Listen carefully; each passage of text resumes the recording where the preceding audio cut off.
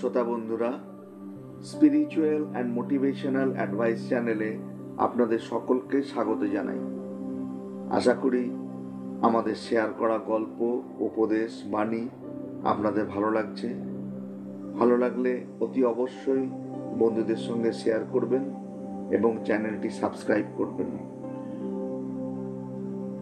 স্বামী যোগানন্দ প্রথম জীবনে ঠাকুর ও শ্রী মাকে নিয়ে অশুভ সন্দেহের বশে যে ভয়ানক অপরাধ তিনি করেছিলেন, সেই ঘটনার কথা আজ আমি আপনাদেরকে বলবো। এই অপরাধবোধের জন্য শুধু সেই বিশেষ রাত্রিতেই নয়, জীবনে কোনোদিনই তিনি নিজেকে ক্ষমা করতে পারেননি। কি ছিল সেই ভয়ানক অপরাধের ঘটনা? আসুন শুনে নেওয়া যাক।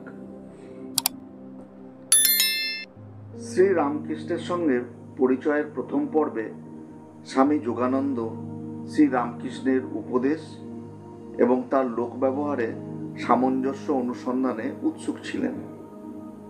একদা সেই ঔৎসুক্য শ্রী রামকৃষ্ণ ও শ্রী মায়ের অলৌকিক সম্পর্কের উপরেও ছায়া বিস্তার করেছিল। যেদিন এই ঘটনাটা হয়, সেদিন তিনি দক্ষিণেশ্বরে শ্রী রামকৃষ্ণদেবের ঘরে রাত্রি যাপন করেছিলেন।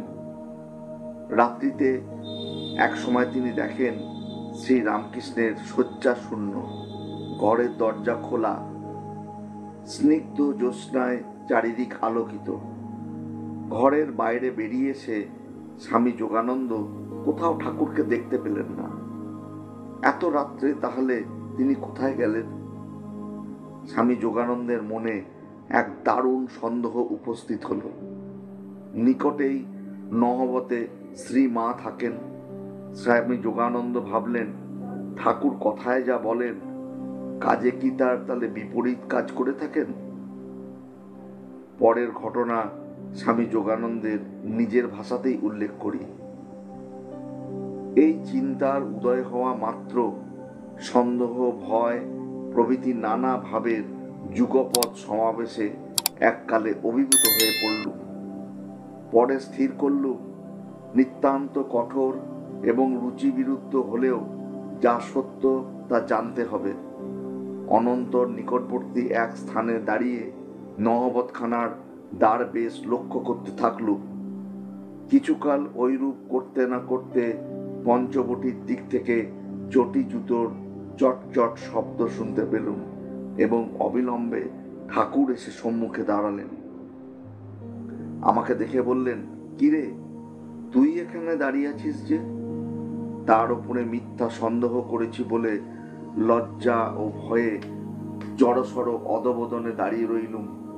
ওই কথার কোনো উত্তর দিতে পারলুম না। ঠাকুর আমার মুখ দেখেই সকল কথা বুঝতে পারলেন এবং অপরাধ গ্রহণ না করে আশ্বাস দিয়ে বললেন, বেশ বেশ, সাধুকে দিনে দেখবি, রাত্রে দেখবি, তবে বিশ্বাস করবি। শ্রী রামকৃষ্ণ সম্পর্কে তার এই সন্দেহের জবনিকা অপসারিত হলো চিরকালের মতো। আবার ওই একই সময়ে আর এক অলৌকিক চিত্র দর্শনের ফলে শ্রী মায়ের জীবন ও চরিত্রের মহিমার স্বরূপ স্বামী যোগানন্দের দৃষ্টির সম্মুখে সহসা উন্মোচিত হল। সে সম্পর্কে স্বামী গম্ভীরানন্দ লিখেছেন, ঠাকুর যখন পঞ্চবটির দিক হইতে আসিতেছিলেন, তখন যোগিনের দৃষ্টি নহবতের উপর সহসা আকৃষ্ট হইলে তিনি দেখিলেন চন্দ্রালোকে মা সমাধিস্থা। আর তাহার অনুভূতি এই হইল যে মা সাধারণ মানবী নহেন। সম্ভবত সেই দিন হইতেই যোগিন প্রকৃত মাতৃভক্তি হইয়াছিলেন এবং ভক্তির প্রেরণায় ঠাকুরের দেহত্যাগের পর স্বীয় জীবন প্রধানত মাতৃসেবায় নিয়োগ করেছিলেন। পরবর্তীকালে ঘনিষ্ঠজনের কাছে এই ঘটনার বিবরণ দিতে গিয়ে স্বামী যোগানন্দের কণ্ঠ অবরুদ্ধ হয়ে আসত। তিনি বলতেন, ঠাকুর এবং মায়ের সেই ছবি আমার স্মৃতিতে সব সময় জাগরুক আছে।